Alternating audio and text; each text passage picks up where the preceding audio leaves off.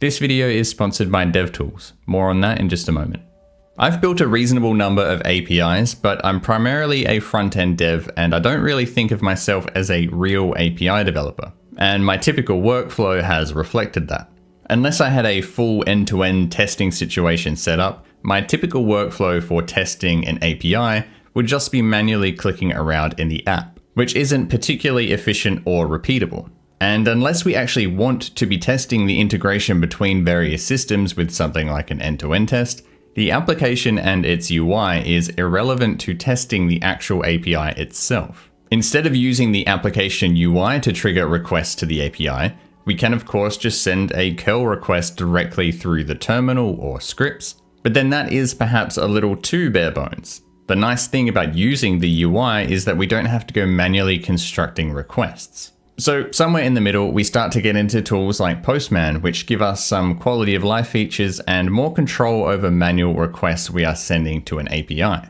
But I want to show you something particularly interesting in this video. A tool that really gives you the best of both worlds in terms of giving you the ease of just clicking around in an app, but also the full control, repeatability, and more advanced features of a more robust API testing tool.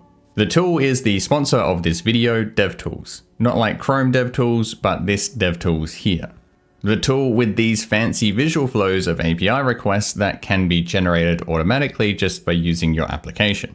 So let's start out by trying these visual flows. We will use this application from my Angular course that is set up to use a Go API we created in a separate video that I will link in the description. The way DevTools allows us to import a visual flow is by generating a HAR file. Now, I'm not dealing with any auth data in this example, but if you are, you will need to make sure that you specifically enable the allow to generate HAR with sensitive data option first. Now, all I'm going to do here is start recording network requests and start making requests in my application, in the same way I might with my perhaps more casual approach to API testing. So I can create a checklist, add an item to that checklist, I can edit it, I can delete it, maybe add another checklist and delete that. So first I'm just going to filter out the network requests so that we only get the request to the API. And then the cool part is that I can now just download the resulting HAR file and import it into a workspace in DevTools. And we instantly have a full visual flow of these requests, and I can just replay all of these requests instantly. This flow is working now, but just to demonstrate, let's say I make some change in the API that causes something to break. If I hit run now, I can instantly see where it is broken rather than needing to actually click around in the app to test manually.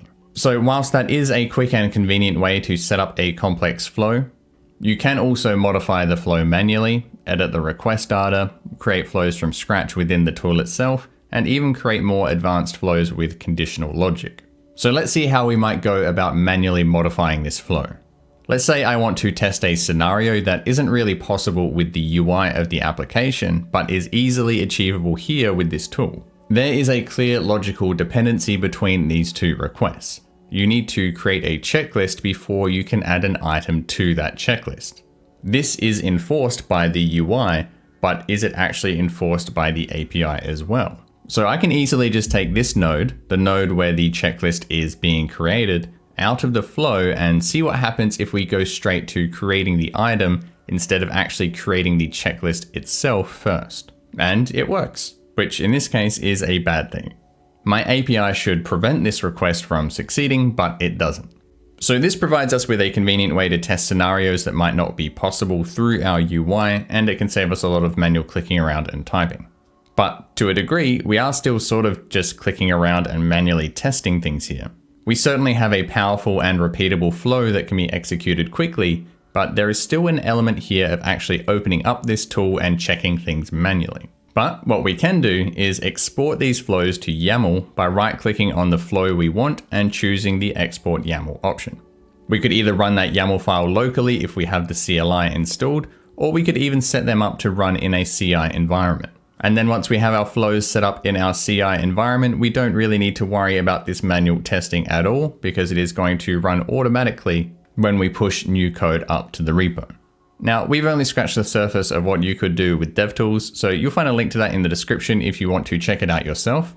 And if you found this video useful, a like or subscribe before you go would be greatly appreciated. Thanks for watching, and I hope to catch you back here again for the next video.